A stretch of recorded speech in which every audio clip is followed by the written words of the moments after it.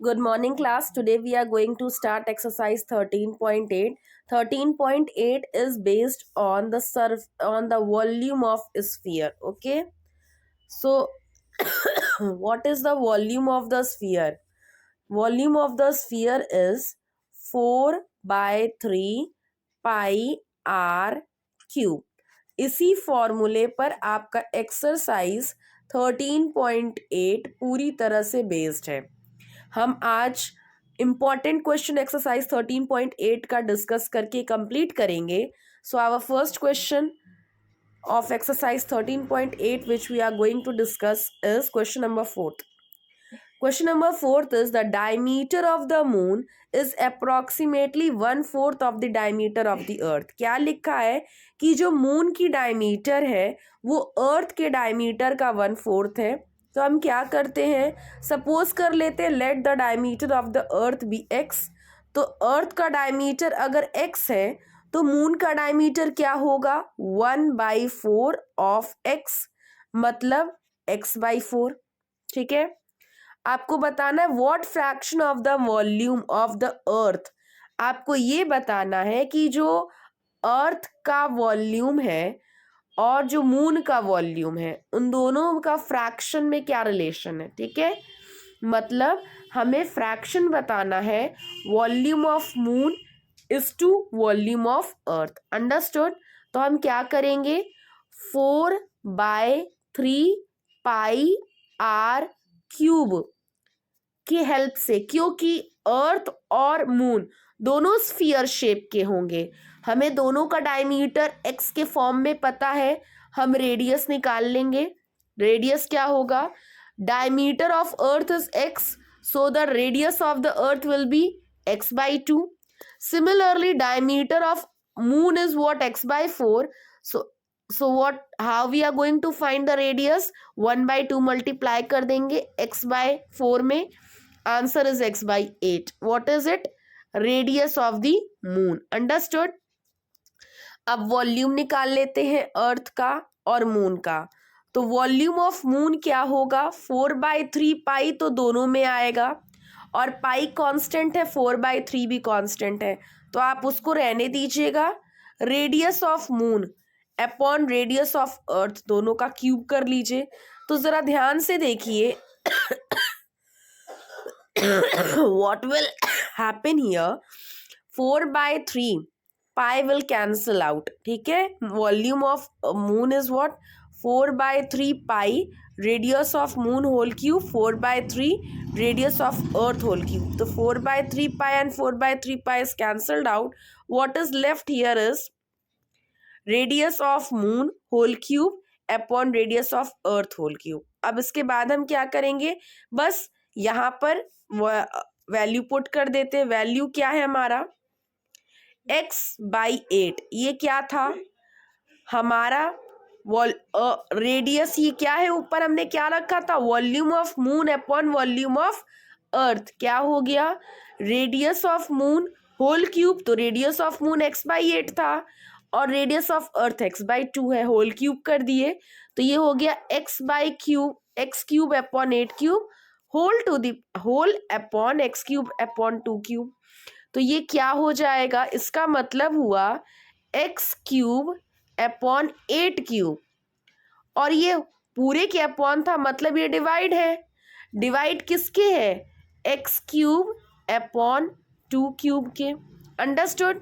अब क्या होगा, जब हम इस डिवीजन को मल्टीप्लिकेशन में बदलेंगे तो ये हो जाएगा x³ अपॉन 8³ इंटू 2³, क्योंकि मल्टीप्लाई कर रहे हैं तो ये वाला जो पार्ट है वो रेसिप्रोकल हो जाएगा, 2³ अपॉन x³.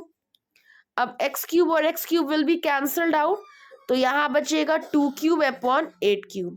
तो यही जो यहाँ पर लिखा गया है ये क्या हो गया, 2³ अपॉन 8³. ये सॉल्व करने के बाद जैसे मैंने बताया, and 2³ can be written as 2 into 2 into 2 upon 8 into 8 into 8. अब ये क्या होगा, 2 1 2 4 8, फिर 2 4 8, 2 4 8, क्या हो गया, 1 अपॉन 4 इंटू 4 इंटू 4, मतलब 1 अपॉन 64 हो जाएगा. And volume of moon upon volume of earth is equal to 1/64। तो अगर हम इसको क्रॉस मल्टीप्लाई कर दे तो मतलब ये ऊपर चला गया, तो 1/64 into volume of the earth. Understood? तो ये हमारा आंसर है। तो हमने यहाँ क्या पाया? हमने ये देखा कि volume of moon is equal to 1/64 into volume of earth. Hence the volume of earth is 1/64th of the volume of moon जो होगा, यहाँ अर्थ नहीं होगा, वॉल्यूम ऑफ मून हो जाएगा। क्या होगा? वॉल्यूम ऑफ मून इज क्या होगा? जो मून का वॉल्यूम है वो अर्थ के वॉल्यूम से का कितना है? 1/64th। Understood? It's very easy question. After this, we will solve question number 6. This is also important question. यहाँ लिखा है कि a hemispherical tank is made up of an iron sheet of 1 centimeter thick. अब ये देखिए, ये एक tank है। टैंक है तो मतलब टैंक है तो ये टैंक खाली होगा बीच में। टैंक का मतलब इसमें कुछ भरा होगा। तो ये टैंक कैसा है? कुछ इस तरह से है। और ये किससे बना है? आयरन शीट से। मतलब ये चौड़ाई है, थिकनेस है, ये 1 सेंटीमीटर का है। ठीक है? तो ये देखिए, ये जो डार्क पोर्शन आपको दिख रहा है ना चारों तरफ, ग्रे कलर से सिल्वर कलर का, ये आपका 1 सेंटीमीटर थिक आयरन है। इसी कलर में देखिए ये भी कलर किया गया है। ठीक? If the inner radius is 1 metre. अब इनर रेडियस कहाँ से? सेंटर से केवल यहां तक का, ये पूरा आयरन नहीं है, केवल यहां तक का 1 मीटर है, इनर रेडियस है। Find the volume of the iron use to make the tank. तो अब हम करेंगे क्या? सबसे अब इसमें इनर टैंक वॉल्यूम बताना है, volume of the iron use to make the tank. तो आयरन जो यूज किया गया वो कहाँ यूज किया गया? बीच में तो खाली है, वहां तो आयरन यूज किया नहीं गया। तो हम कैसे निकालेंगे? पहले ये जो बड़ा वाला आपका इसका मुंह है, जिसे आप माउथ कहेंगे, इसका ठीक है, ये बड़ा वाला पार्ट जो हम इसको सर्कल कर रहे हैं ना, डार्क कर रहे हैं, मोटा जो बड़ा वाला है, इसका पहले हम निकाल लें। फिर जो छोटा वाला इसका मुंह है, इसका निकाल लें। और क्या करें? बड़े वाले वॉल्यूम में से जब छोटे वाले को माइनस कर देंगे तो आपका क्या निकल जाएगा? केवल क्या बचेगा? जब बड़े बर्तन में से हम क्या करें, अंदर से छोटा बर्तन निकाल ले तो केवल बड़े बर्तन का ही तो ढक्कन बचेगा।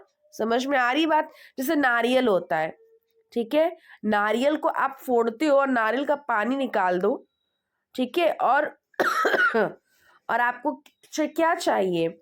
आपको केवल वो जो बाहर से हार्ड कवर होता है, तो आप क्या करोगे? जो व्हाइट वाला अंदर का कवर है उसको खा जाओगे। तो हमने क्या किया, उस पूरे नारियल में से उस जब व्हाइट वाले कवर को हम अंदर से निकाल के खा लेंगे तो क्या बचेगा? वो कटोरा ही तो बचेगा, नारियल का हार्ड शेल। तो वैसे ही हम यहाँ भी करेंगे। ठीक है? तो हम करेंगे क्या? देखिए, इनर रेडियस यहाँ पर दिया है 1 मीटर, ठीक है। आउटर रेडियस क्या होगा? ये 1 मीटर प्लस 1 सेंटीमीटर। तो हम इस सेंटीमीटर को भी मीटर में चेंज करेंगे। तो सेंटीमीटर को मीटर में चेंज करने के लिए क्या होता है? 100 से डिवाइड करते हैं। तो 1 मीटर प्लस 1/100। सो 1/100 मीन्स 1/100 का मतलब क्या हुआ? नीचे 2 जीरो है, तो जब यहाँ से 2 जीरो हटाते हैं तो ये हो जाएगा 0.01, क्योंकि यहाँ 1 है। तो यहाँ पर हम क्या करेंगे? लेफ्ट साइड मूव करते हैं डेसिमल को, ठीक है। तो यहाँ ये रहेगा, जब 0 हटाएंगे तो 0.2 डिजिट आगे बढ़ जाएगा, तो ये हो जाएगा 0.01। समझ में आई बात? और 1 में जब हम 0.01 ऐड करेंगे, the answer we will get 1.01। ये क्या हो गया? ये आउटर रेडियस। आउटर रेडियस मतलब ये क्या है? पॉइंट से ये यहाँ तक तो इनर है, पर ये जो थिकनेस है इसको भी ऐड कर लेंगे तो ये आउटर रेडियस हो जाएगा। समझ में आई बात? तो वॉल्यूम ऑफ आयरन यूज्ड। तो वॉल्यूम जो आयरन यहाँ यूज किया गया वो क्या है? तो वॉल्यूम ऑफ आउटर हेमिस्फीयर। तो स्फीयर का होता है वॉल्यूम 4/3 पाई आर क्यूब, यही होता है ना।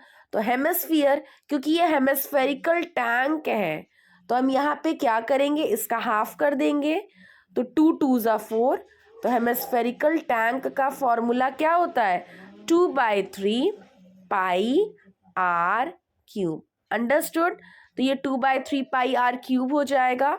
तो आउटर हेमिस्फीयर का रेडियस R2 हो गया और इनर का R1। बस हम इसी फॉर्मूले में पुट कर देंगे। अब आप देखो 2/3 पाई इसमें भी है और 2/3 पाई इसमें भी है, हम कॉमन कर लेंगे और अंदर बचेगा R2 cube minus R1 cube.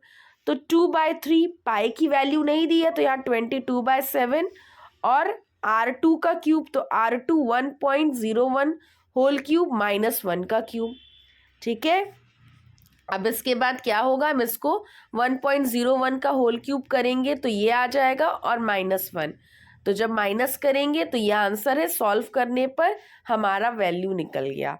तो ये क्या है, ये वॉल्यूम है आयरन का जो उस हेमिस्फेरिकल टैंक में यूज किया गया था बनाने के लिए। Understood. So I hope you have you must have understood this question. Question number 6. Okay, now moving to next question number 8. Question number 8 जो है ये भी बहुत आसान है, बस फॉर्मूला बेस्ड है, आपको समझने की देरी है। Question number 8 says a dome of building. Dome क्या होता है, देखिए यहाँ पे साइड में आपको एक बिल्डिंग दी गई है, इसमें डोम कहाँ पर है, तो डोम ये है जो हेमिस्फेरिकल पार्ट ऊपर बिल्डिंग के बना हुआ है, इसे ही डोम कहते हैं। ठीक है। यहाँ क्या लिखा है, a dome of a building is a form of hemisphere, from inside it was white washed. अब हमें किसी कटोरी को अंदर से वाइट वॉश करना है। ठीक है। एट कॉस्ट ऑफ इतना, if the cost of white washing is ₹2 per square metre, find the inside surface area of the dome. तो हेमिस्फीयर है, अब हेमिस्फीयर का हमें क्या करना है, वाइट वॉशिंग करनी है। तो वाइट वॉशिंग करनी है तो उसका सरफेस एरिया पता होना चाहिए, और ये लिखा है कि तो जो उसका वाइट वॉश कर रहे हैं तो कितना दाम लग रहा है, ₹498, और ये भी दिया है पर स्क्वायर मीटर करने पे ₹2 लगेगा। तो मतलब अगर पर स्क्वायर मीटर को कलर करने में ₹2 लग रहा है तो मतलब टोटल करने में कितना लगेगा ये भी दिया है।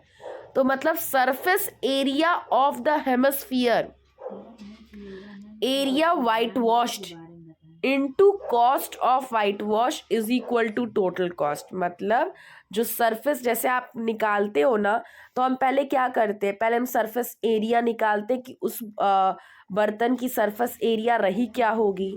फिर सरफेस एरिया निकल गई तो 1 मीटर स्क्वायर को कलर करने में जितना लगा तो टोटल करने में कितना लगा। तो वही चीज़ है, पहले हम निकाल लेंगे एरिया वाइट वॉश्ड का सरफेस एरिया इंटू ₹2 तो पता ही है, इज इक्वल टू ₹498।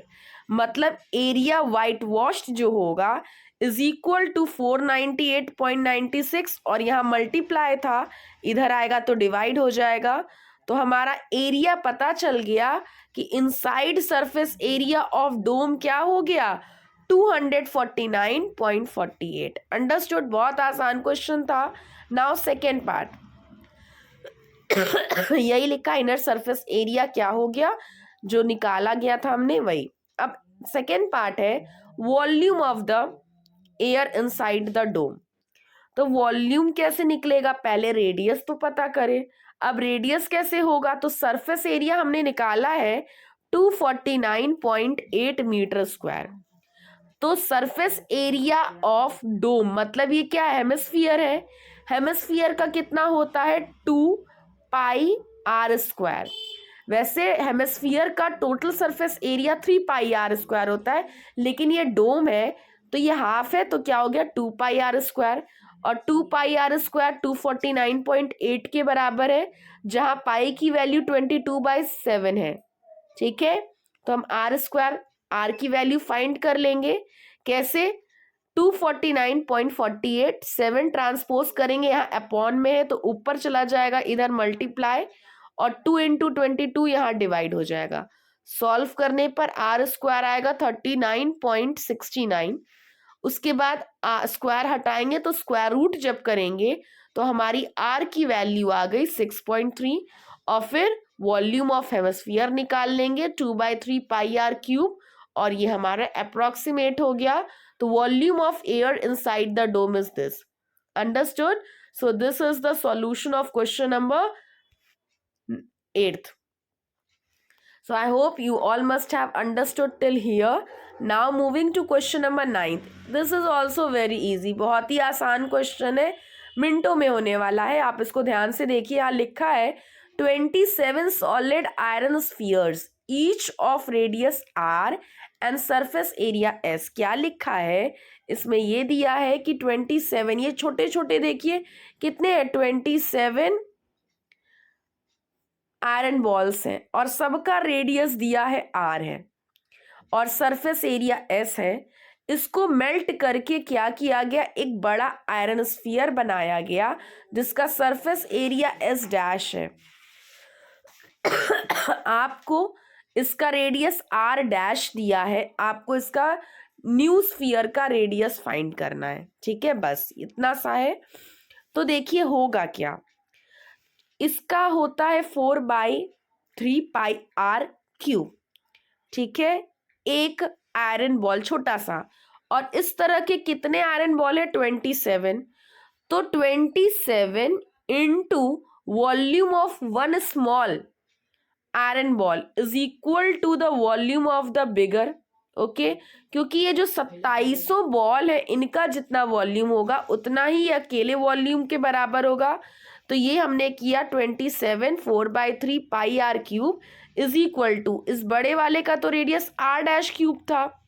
ठीक है, और क्या हो जाएगा, दोनों तरफ से देखिए 4/3 पाई और 4/3 पाई कैंसल्ड आउट हो गया। अब यहां बचा 27 r cube is equal to r dash cube. ठीक, अब हम क्या करेंगे, अब हम एक काम कर सकते हैं, आर क्यूब को इधर भेज दे। अगर यहां पर देखिए दोनों साइड क्यूब है, अगर हम आर डैश की तरफ से क्यूब हटा दे